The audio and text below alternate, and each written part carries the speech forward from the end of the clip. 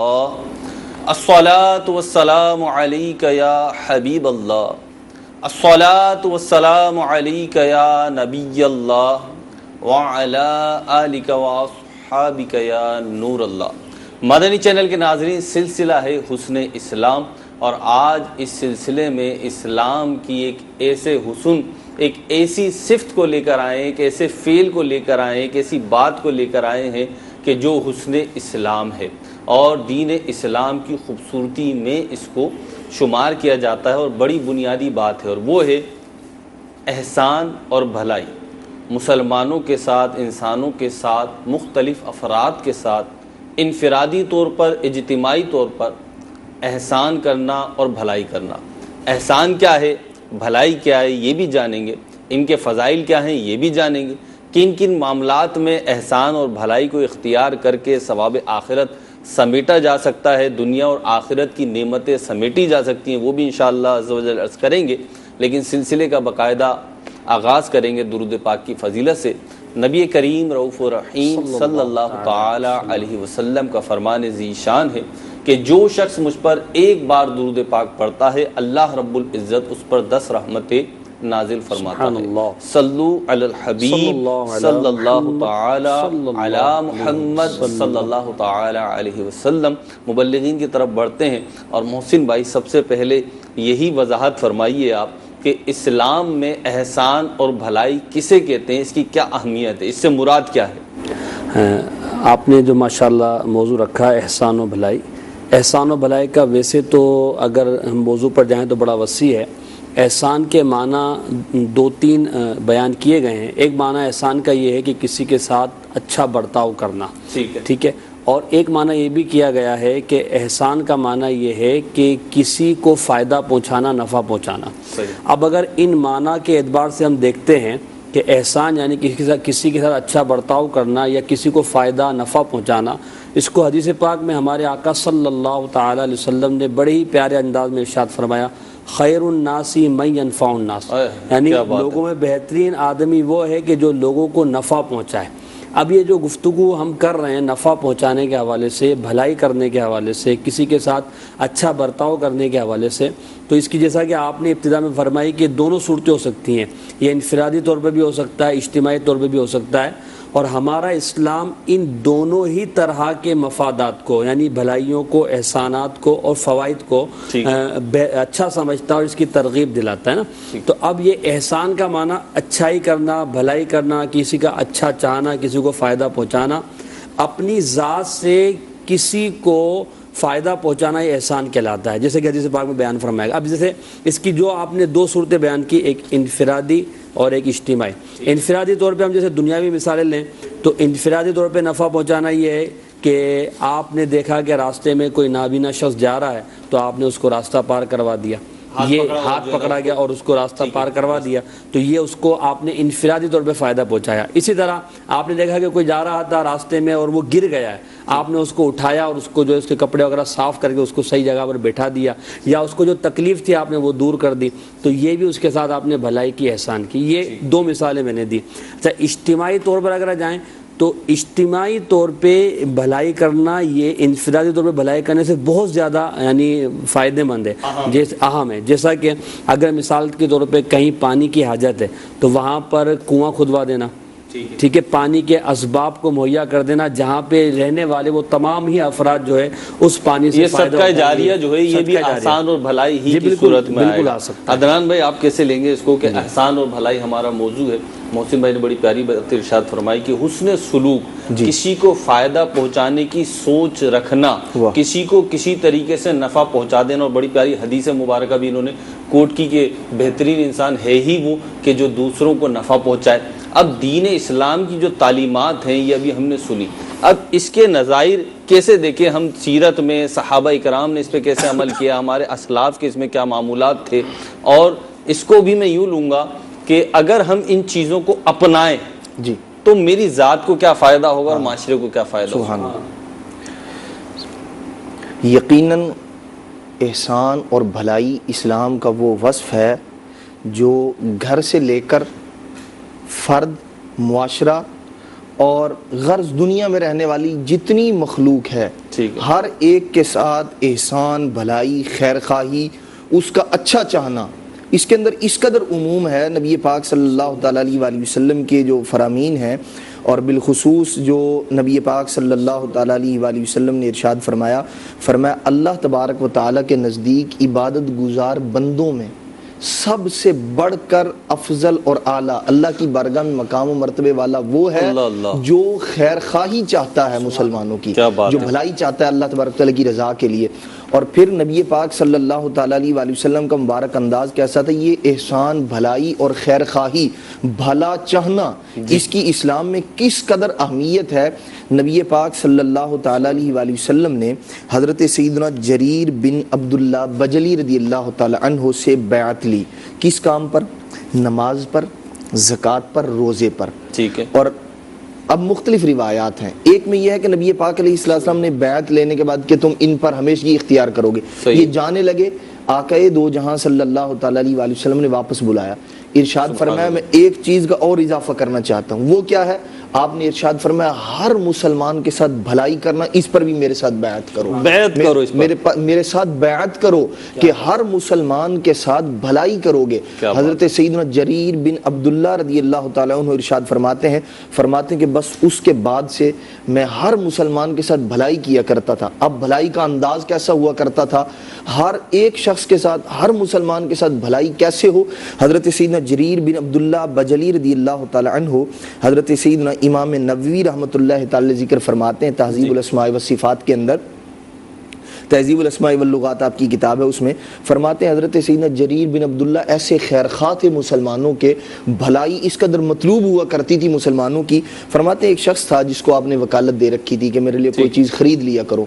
تو اس نے آپ کے لیے ایک گھوڑا خریدا، اس کی قیمت 300 درہم اس نے ادا کی۔ حضرت سیدنا جریر بن عبداللہ رضی اللہ تعالیٰ عنہ نے اس سے پوچھا، فرمایا کتنے میں خریدا؟ اس نے کہا جی 300 درہم میں خریدا ہے۔ آپ نے ارشاد فرمایا کہ اس کی قیمت تو بہت زیادہ لگتی ہے مجھے۔ آپ اس کے مالک کے پاس گئے، ارشاد فرمایا کہ 400 درہم میں مجھے دیتے ہو یہ؟ اس نے کہا حضرت میں تو 300 میں دے چکا۔ آپ نے فرمایا نہیں، اس کی قیمت زیادہ ہے۔ اچھا پہلے 400 کا فرمایا، فرماتے ہیں 500 میں دو گے؟ اس نے کہا حضرت میں تو 300 میں دے چکا۔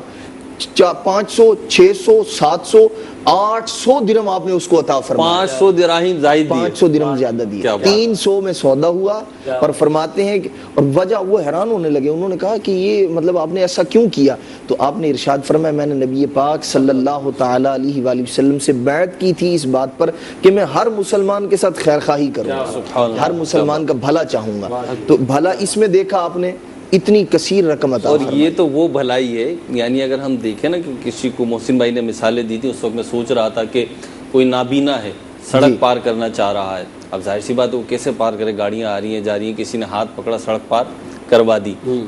کوئی گر گیا اسے اٹھا دیا، ان میں پیسے خرچ نہیں ہو رہے۔ اگرچہ یہ بھی بھلائی، یہ بھی احسان ہے اور بہت اچھی چیز ہے، لیکن جب پیسہ خرچ ہوتا ہے تو فی زمانہ زیادہ، اور پہلے بھی ایسا ہی تھا کہ جب نفس کو زیادہ گرا گزرتا ہے، اور ہمارے اسلاف کا انداز ابھی آپ نے سنا کہ 300 دراہیم میں خریدا گیا گھوڑا جو تھا وہ 800 دراہیم میں خریدا۔ تو یہ ہے خیر خواہی، اور یہ ہے اسلام کا حسن کہ دوسرے کی بھلائی اور نفع رسانی کی کیسی یعنی رغبت ہے اندر، اپنے دل کے اندر، کہ اس کو فائدہ پہنچ جائے۔ اب آپ اس کو اگر معاشی طور پر دیکھیں یا مطلب کاروباری اعتبار سے ہم اگر اس کو دیکھیں کہ ہر مسلمان دوسرے مسلمان کا بھلا چاہے، ایک شخص خریدنے کے لیے آیا آپ کے پاس، یہ نہیں اس کو ریٹ معلوم نہیں ہے بازار کا تو اس کو کاٹ دیا جائے، اس کی جیب جو ہے وہ خالی کروا دی جائے، یا مطلب جو ہے اس سے زیادہ پیسے بٹور لیے جائیں، یا خریدنے والا جو ہے بازار کے اس سے واقف ہے احوال سے، لیکن ایک چیز کا ریٹ اپ ہے، اور ایک شخص وہ ہے جسے نہیں پتا کہ اس کی اصل قیمت کیا ہے، اصل ریٹ کیا ہے، دھوکہ دے کر جی، تو اب اس سے دھوکہ دے کر اس سے چیز بٹور لی جائے۔ عدنان بھائی، محسن بھائی، مسئلہ ایک یہ ہے کہ یہ تو ہر کوئی چاہتا ہے کہ میرے ساتھ احسان ہو، میرے ساتھ بھلائی ہو۔ ابھی جیسے آپ دونوں باتیں بتا رہے ہیں مجھے بڑا اچھا لگ رہا ہے، اور میرا دل کر رہا ہے کہ آپ میرے ساتھ یہی سلوک کریں، یہ ہمارے کیمرہ مین، ہمارے ٹیکنیشین، ہمارے جو بھی عملہ ہے، مدنی عملہ ہے، یہ بھی ہمارے ساتھ یہی رویہ اپنائے میرے ساتھ۔ لیکن یہ خیال نہیں آ رہا کہ میں ایسا کروں۔ وہ بڑی پیاری ایک روایت بیان کی جاتی ہے کہ وہ ایک دیہاتی تھا جو کاشتکاری بھی کرتا تھا اور شہر میں آتا تھا اپنا سامان لینے کے لیے تو مکھن لے کر آ جاتا تھا دیہات سے, اور وہ مکھن جو ہے وہ دکاندار کو بیچ دیا کرتا تھا, دکاندار سے اپنی ضرورت کی چیزیں لے جاتا تھا. تو ایک دفعہ دکاندار سے اسی طریقے کا معاملہ ہوا. اب دکاندار نے وہ مکھن جو تھا رکھتے رکھتے اسے خیال آیا اس کا وزن تو کر کے دیکھوں کتنا ہے. اب جب وزن کیا تو وہ 1-1 کلو کے مکھن کے جو ہے وہ پیکٹ ہوتے تھے گویا کے, تو اس کا جب وزن کیا تو وہ 900 گرام.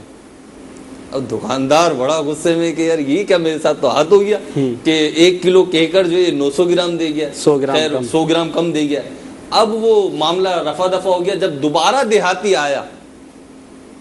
تو دکاندار نے تو کہا یہاں سے دفان ہو جاؤ, غائب ہو جاؤ, مجھے اپنی شکل نہیں دکھانا, دھوکہ کرتے ہو تم میرے ساتھ کہ تم نے مجھے جو ہے وہ 1 کلو کہہ کر 900 گرام مکھن دیا. دیہاتی بولا اللہ کے بندے ہم تو سیدھے سادے لوگ ہیں, ہمارے پاس تو باڑ بھی نہیں ہے تولنے کے لیے, وزن کرنے کے لیے کوئی پیمانہ بھی نہیں ہے. جو دال چینی تم سے لے جاتے ہیں 1-1 کلو کہ وہ تم پیکٹ بنا کے دیتے ہو, اسی کو ایک پلڑے میں رکھ کر دوسرے پلڑے میں مکھن تول کے ہم لے آتے.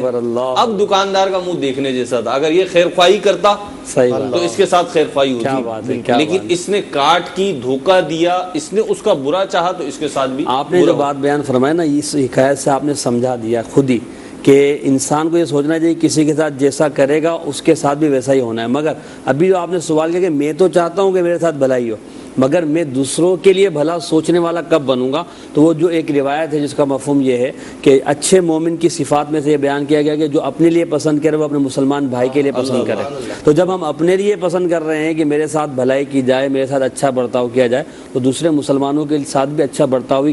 کیا جانا چاہیے. اچھا, اب جیسا کرو گے ویسا بھرو گے, حدیث پاک میں ہے کما تدین تدان, حدیث پاک ہے جیسا کرنا ویسا آپ کو اس دنیا میں آپ مکافات عمل ہوگا. اچھا, اب جو احسان و بھلائی کرتے ہیں, اچھا برتاؤ کرتے ہیں, چاہے وہ گھر والوں کے ساتھ کریں, رشتہ داروں کے ساتھ کریں, پڑوسیوں کے ساتھ کریں, دوستوں کے ساتھ کریں, محلے داروں کے ساتھ کریں, کاروباری حضرات کے ساتھ کریں, جس کے ساتھ بھی کریں, اگر بھلائی کرتے ہیں تو اس کا فائدہ کیا ہوتا ہے. یہاں پہ ایک حدیث پاک جنت میں لے جانے والے اعمال کے حوالے سے مسند امام احمد کی روایت ہے. حضرت سیدہ عائشہ صدیقہ رضی اللہ تعالیٰ عنہ روایت کرتی ہیں, کہتی ہے کہ رسول اللہ صلی اللہ علیہ وسلم نے فرمایا جسے نرمی عطا کی گئی اسے دنیا اور آخرت کی بھلائیاں عطا کی گئیں, اور رشتہ داروں سے تعلق جوڑنا, پڑوسیوں کے ساتھ اچھا برتاؤ کرنا, حسن اخلاق کرنا, یہ 3 باتیں حضور نے فرمائی. رشتہ داروں کے ساتھ حسن سلوک کرنا, پڑوسیوں کے ساتھ اچھا برتاؤ کرنا, اور حسن اخلاق اختیار کرنا. فائدہ کیا ہوگا؟ 2 فوائد حضور نے بیان فرمائے. ایک یہ کہ گھروں کو یہ چیزیں آباد رکھتی ہیں اور عمر میں اضافہ کرتی ہیں. انسان اپنا نفع چاہتا ہے, دینی اور دنیاوی نفع یہاں بیان کر دیے گئے. گھروں کے امن و سکون اور آبادی کا ذریعہ فرما دیا گیا کہ حسن اخلاق پڑوسیوں کے ساتھ اور رشتہ داروں کے ساتھ اچھا سلوک کیا جائے. اب گھر آباد ہو جائیں گے. حالانکہ ہم یہ شاید سمجھتے ہیں کہ میں کسی کے حصے میں سے کاٹ کر اپنے گھر کو آباد کر لوں گا, تو ایسا نہیں ہے, بلکہ آپ دیں گے تو آپ کا بڑھے گا. یہ محسن بھائی مائنڈ سیٹ ہے. اگر آپ دیکھیں اسلامی تعلیمات, ہمارے سلسلے کا جو عنوان ہے حسن اسلام, اور اس میں عدنان میں ہم ایک ایک کر کے ایسی صفات اور ایسے افعال کو بیان کر رہے ہیں جو اسلام کی خوبصورتی, اس کا دین فطرت ہونا اور اس کی ایک آفاقیت کو ظاہر کر رہے ہیں, اس کی برتری کو ظاہر کر رہے ہیں. تو میں یوں سمجھتا ہوں ان چیزوں کو جب میں دیکھتا ہوں, آج بھی اس سلسلے سے پہلے بات ہو رہی تھی کہ اسلام ہمارا ایک پازیٹیو مائنڈ سیٹ بنانا چاہ رہا ہے. اگر اسلام کی ان چیزوں کو ہم دیکھیں, ان باتوں کو اگر ہم دیکھیں, تو ہمارے اندر ایک پازیٹیو تھنکنگ یا اپروچ جو ہے وہ ڈیولپ ہو رہی ہے کہ تمہیں اچھا سوچنا ہے. اچھا, ایک میں آپ دونوں کی بارگاہ میں یہ سوال رکھوں گا کہ ایک تو یہ ہے نا کہ بھئی میں احسان کر رہا ہوں, اب معاملہ یہ کہ سامنے والا تو اس احسان کا جواب ہی نہیں دیتا. اب میں احسان کب تک کروں, تھک گیا ہوں بھائی, میں کب تک کروں, میں کرے جا رہا ہوں, یہ تو کرتا ہی نہیں ہے معاملہ. یہ جب میں معاف کر رہا ہوں, میں درگزر کر رہا ہوں, میں احسان کا بھلائی کا معاملہ کر رہا ہوں, لیکن یہ تو ایسے نہیں کر رہا, تو اب ایسے گاڑی کیسے چلے گی, ایک طرفہ ٹریفک کیسے چلے گا, آپ بھی لوگ بتائیں. دراصل کوئی شخص جب کسی کے ساتھ بھلائی کر رہا ہے, ٹھیک ہے, تو اس کا ذہن کیا ہے, اس کا اجر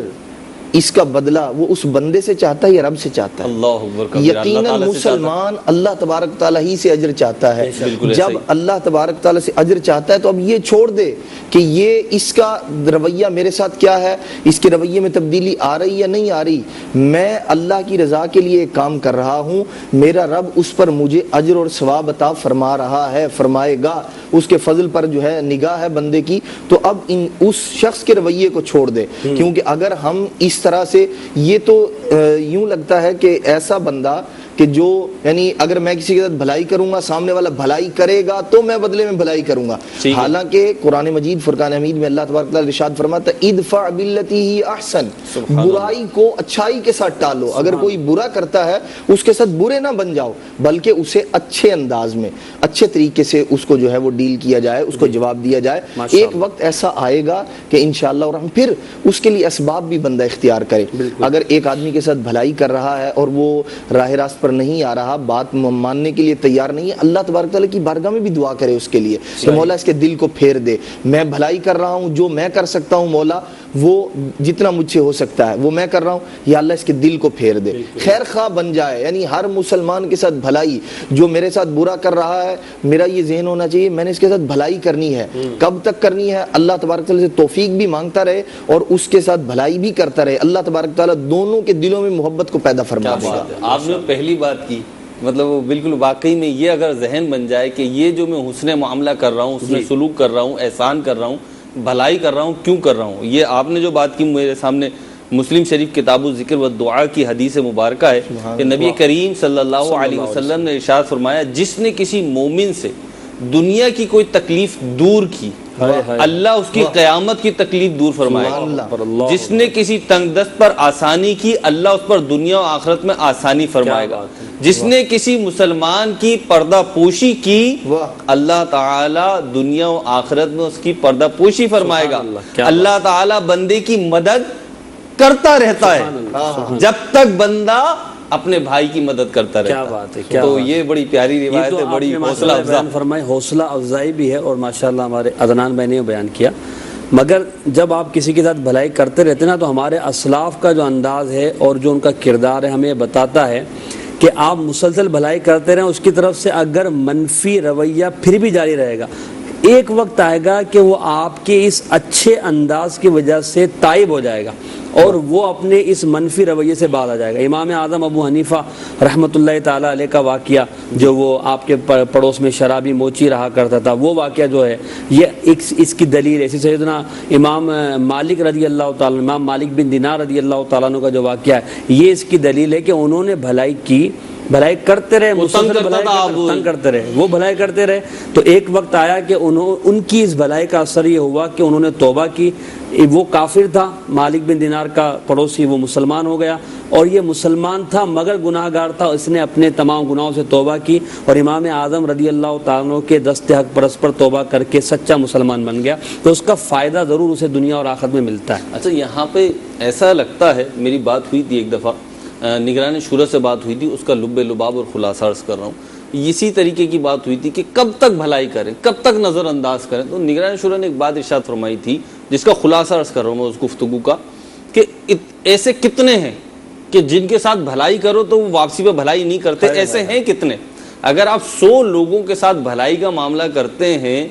تو آپ کے ساتھ برائی کا معاملہ ان میں سے کتنے کرتے ہیں؟ صحیح بات، تو وہ پرسنٹیج 1% بھی نہیں رہے گی، پوائنٹس میں آ جائے گی۔ تو اس پہ غور کریں، اور جب ایک جگہ سے کثیر منافع حاصل ہو رہے ہوں، برکتیں حاصل ہو رہی ہوں، تو اپنے نفس اور شیطان کے بہکاووں میں آ کر اس اچھے کام کو نہیں چھوڑنا چاہیے۔ ہمارے سلسلے کا ڈیوریشن کچھ کم رہا ہے، وقت کم رہا ہے، اختتام کی طرف جا رہے ہیں، مبلغین سے آخری بات لیں گے، اور ایک بڑا اہم سوال میں آپ دونوں ہی کے سامنے رکھ رہا ہوں کہ مختصر الفاظ میں اس کا بھی جواب دیجئے کہ جب ہم احسان اور بھلائی کو اختیار کرتے ہیں، جی میں نے احسان کو اختیار کیا، بھلائی کو اختیار کیا،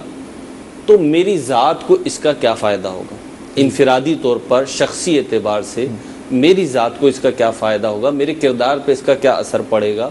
اور پھر جب میں یہ چیزیں اختیار کرتا ہوں تو معاشرے پہ اس کا کیا اثر پڑے گا؟ ایک میرے اچھائی کرنے سے، احسان کرنے سے معاشرے پہ اس کا کیا اثر پڑے گا؟ آخری اچھا، اس میں جو آپ نے بیان فرمایا، دیکھیں اب بھلائی کرنے کا، احسان کرنے کا اخروی فائدہ تو آپ نے خود بیان فرما دیا کہ اللہ تبارک و تعالیٰ کے محبوب علیہ السلام نے فوائد بیان فرمائے، وہ تو جو آخرت میں ملنا ہے وہ مل جائے گا، اور دنیا میں بھی رب تبارک و تعالیٰ عطا فرماتا ہے۔ اپنی ذات کو فائدہ اس کا یہ ہوتا ہے کہ ایسا شخص جو ہر ایک کے ساتھ بھلائی کرتا ہے تو ایسا شخص لوگوں کی نظروں میں بھی بہتر ہو جاتا ہے اور لوگ اسے اچھی نظر سے دیکھتے ہیں، اس کے لیے تعریفی کلمات اپنائے جاتے ہیں کہ یہ بڑا اچھا انسان ہے، ہر ایک کا بھلا چاہتا ہے۔ اور اس کے برعکس جو لوگوں کا برا چاہتا ہے، لوگوں کی زبان اس کے حوالے سے برائی کرتی ہے، یعنی اس کی تعریف نہیں کرتی، لوگوں کے دلوں میں اس کی محبت نہیں ہوتی، اگرچہ برائی کرنا اس کی جائز نہیں، غیبت کرنا، مگر چونکہ جو اس بھلائی کرنے والا ہے تو اس کی نیک نامی ہوتی ہے، تو دنیا میں بھی لوگ اس کی رسپیکٹ کرتے ہیں، عزت کرتے ہیں۔ ایک فائدہ تو اس کو یہ ہوگا،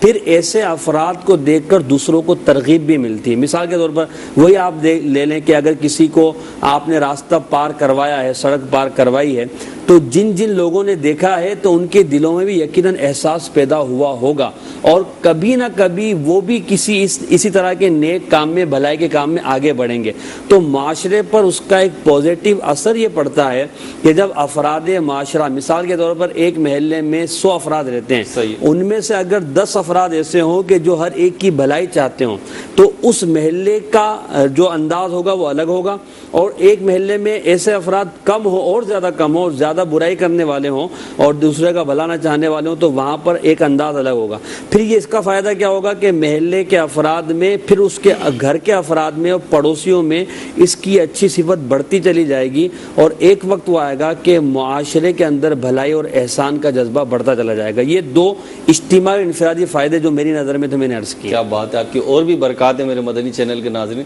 عدنان بھائی یہ بات بھی بیان کیجیے اور اس کے ساتھ یہ بھی ایڈ کیجیے کہ ہم نے ابھی تک جو گفتگو کی، احسان کی، بھلائی کی، اس میں جو بھی گفتگو آئی، تو کسی کو گناہوں سے روکنا، اللہ کی نافرمانی اور بغاوت سے روکنا، کیا یہ بھی یہ احسان اور بھلائی اور خیر خواہی میں آئے گا؟ بالکل، یہ بھی احسان اور بھلائی ہے۔ دیکھیے اگر کوئی شخص دنیاوی طور پر، مثال کے طور پر ایک دنیاوی مثال ہے، کئی بار اس کا نظارہ بھی ہوا ہوگا مدنی چینل کے ناظرین کو بھی، کہ ایک شخص جو ہے وہ آٹا لے کر دکان سے نکلا اور گھر کی طرف جا رہا ہے، سائیکل پر ہے یا بائک پر ہے، سوراخ ہو گیا اس کے اس تھیلے کے اندر اس جو تھا، اب اس میں گرنے لگا، تو ایسا نہیں ہو سکتا، بمشکل ایسا ہوگا الا ماشاءاللہ کہ وہ گھر تک پہنچ جائے اور وہ گرتا رہے، کوئی اس کو نہ روکے، بلکہ ہر شخص جو اس کو جاننے والا یا نہ جاننے والا اس کی توجہ ضرور دلائے گا کہ بھائی تمہارا نقصان ہو رہا ہے، بھائی تمہارا نقصان ہو رہا ہے، اور وہ اپنے نقصان سے بچ جائے گا۔ جیسے دنیاوی اعتبار سے یہ دیکھیں، جاننے والا نہ جاننے والا اس میں کوئی تمیز نہیں ہے، لیکن دل کے اندر ایک فطرتی طور پر اللہ کریم نے یہ چیز رکھی ہے کہ نقصان ہوتا ہوا آدمی برداشت نہیں کرتا، اگرچہ اس کو نہیں جانتا تھا۔ بالکل اسی طرح اخروی معاملات زیادہ اس بات کی حقدار ہیں کہ کوئی شخص نماز چھوڑ کر جہنم کے راستے پر چل رہا ہے، کوئی شخص روزہ چھوڑ کر اللہ تبارک تعالیٰ کی نافرمانی کے راستے پر چل رہا ہے، تو اب مسلمان اسے، جو نمازی ہے وہ اسے روکے نہیں، بھائی یہ رستہ دوسری طرف جا رہا ہے۔ کوئی شخص نابینا ہے، نظر نہیں آ رہا اس کو، یا مطلب اس کی توجہ نہیں ہے، گڑھے کے اندر گرنے والا ہے، تو دیکھنے والا خود بخود اس کو روکے گا کہ نہیں بھائی یہ غلط ہے، فطرت سلیمہ ہے۔ تو جو شخص گناہوں کی طرف جا رہا ہے، رب کو ناراض کرنے کی طرف جا رہا ہے، نمازیں چھوڑ رہا ہے، یہ چیز زیادہ اس بات کی حقدار ہے کہ اس کی اصلاح کی جائے، اسے پیارے انداز میں بتایا جائے۔ قول میں کوٹ کروں گا جو نیکی کی دعوت میں امیر سنت دامت برکاتہ عالیہ نے تحریر فرمایا ہے کہ انسانیت کی سب سے بڑی خدمت یہ ہے کہ اس کو جہنم سے بچایا جائے۔ اللہ اکبر۔ یعنی اس بات پر اگر غور کر لیا جائے نا تو ہمارے سلسلے کا شاید حاصل یہ ہو جائے، یعنی حاصل ہو جائے، خلاصہ ہو جائے کہ انسانیت کی سب سے بڑی خدمت یہ ہے کہ اس کو جہنم میں جانے سے بچایا جائے۔ دنیا کی آگ، دنیاوی نقصانات اور دنیاوی مفادات اپنی جگہ ہے، جہنم سے بچا کر کسی کو جنت کی راہ پر گامزن کر دینا اس کے لیے بہت بڑا، اس کے لیے اس کے ساتھ احسان اور اس کے ساتھ اچھا برتاؤ ہوگا۔ اللہ تعالی ہمیں عمل کی توفیق عطا فرمائے۔ اور یہاں جو گفتگو ہوئی، یہاں پہ آخر میں ایک بات ضرور عرض کروں گا کہ عدنان بھائی نے بوری کی مثال دی کہ بوری میں سے آٹا گر رہا ہے، اور محسن بھائی نے ایک نابینا شخص کی مثال دی، اور اس پہ ہم عمل بالکل کرتے ہیں، اور روز مرہ کا تجربہ ہے گاڑی چلانے والوں کا، آپ کی بائک ہو یا 4 ویل ہو، کچھ بھی ہو، جب آپ گاڑی چلاتے ہیں اگر آپ کی ہیڈ لائٹ آن ہے، آف نہیں ہے اور دن کا وقت ہے، تو 10 لوگ آپ کو اشارہ کریں گے، آپ کو روکیں گے، آپ کو بتائیں گے کہ بھائی آپ کی ہیڈ لائٹ آن ہے، تو یہ بڑی اچھی بات، اچھا سائن ہے، پازیٹیو سائن ہے۔ لیکن اس سے زیادہ اہم بات یہ ہے کہ اگر کوئی شخص اللہ کی نافرمانی کر کے، اس کی بغاوت کر کے معاذ اللہ جہنم کے گڑھے میں گرا چاہتا ہے تو ہمیں چاہیے ایک دوسرے کے ساتھ تعاون کریں، اور بہترین تعاون یہی ہے جو نیکیوں پر ہو، بھلائیوں پر ہو، کہ ہم اسے بچائیں. جیسے کہ عدنان بھائی نے کہا کہ اسے گرنے نہیں دینا، اسے بچانے کی کوشش کرنی ہے، خود بھی بچتے رہنا ہے. اللہ تعالی ہمیں عمل کی توفیق عطا فرمائے. خیر خواہی کرتے رہیں گے تو فائدہ ہوگا. میں نے پہلے بھی ایک وہ مکھن کی اور جو ہے نا اناج کی حکایت عرض کی تھی، آخر میں بھی ایک حکایت عرض کروں گا کہ ایک بوڑھا اور ایک نوجوان، ان کے درمیان ایک کاشتکاری کا، زراعت کا معاہدہ ہوا. دونوں نے پارٹنرشپ کری اور اس کو کنٹینیو کرا، محنت کری، فصل اگائی. اب جب فصل اگ گئی اور فصل کاٹ لی گئی تو گندم کی فصل تھی، اسے الگ الگ کرنا تھا، تقسیم کرنا تھا دونوں کو آپس میں. تو اب جب تقسیم کرنے لگے تو بوڑھا شخص نوجوان کے حصے میں کچھ زیادہ، پیمانے سے زیادہ گندم ڈالتا کہ یہ نوجوان ہے اور اسے ابھی لمبی زندگی گزارنی ہے، گویا کہ ظاہری اعتبار سے، تو اس کو فراخی ہو جائے، یہ آسانی کے ساتھ اپنی زندگی گزار لے، اس کا بھلا ہو جائے گا. اور ادھر نوجوان جب وزن کرنے کے لیے پیمانہ ڈالتا تو پیمانے سے کچھ زیادہ گندم اس بوڑھے کے حصے میں ڈالتا کہ یہ بوڑھا شخص ہے، عیال دار ہے، گھر بار ہے، بیوی بچے ہیں، تو اس کا گزارا آسانی کے ساتھ ہو جائے گا. اس کی برکت یہ ہوئی کہ دونوں ہی کی گندم میں اضافہ بھی ہو گیا. اور حکایت میں لکھا ہوا ہے، عیون الحکایت میں یہ حکایت، کہ گندم کے دانے بھی بڑے ہو گئے. اللہ تعالیٰ نے اس میں ایسی برکت عطا فرمائی. تو اگر ہم ایک دوسرے کے ساتھ احسان و بھلائی کا معاملہ کریں گے تو انشاءاللہ اس کی برکتیں ملتی رہیں گی. رجب شریف کا مہینہ ہے، دعا بھی پڑھ لیتے ہیں. اللہم بارک لنا فی رجب و شعبان وبلغنا رمضان. اللہم بارک لنا فی رجب و شعبان وبلغنا رمضان. صلو علی الحبیب صلی اللہ تعالی علی محمد صلی اللہ تعالی علیہ وسلم. مدنی چینل پر اس وقت مدنی نیوز کا وقت ہوا ہے. آئیے چلتے ہیں اور مدنی نیوز دیکھتے ہیں، مدنی خبریں دیکھتے ہیں.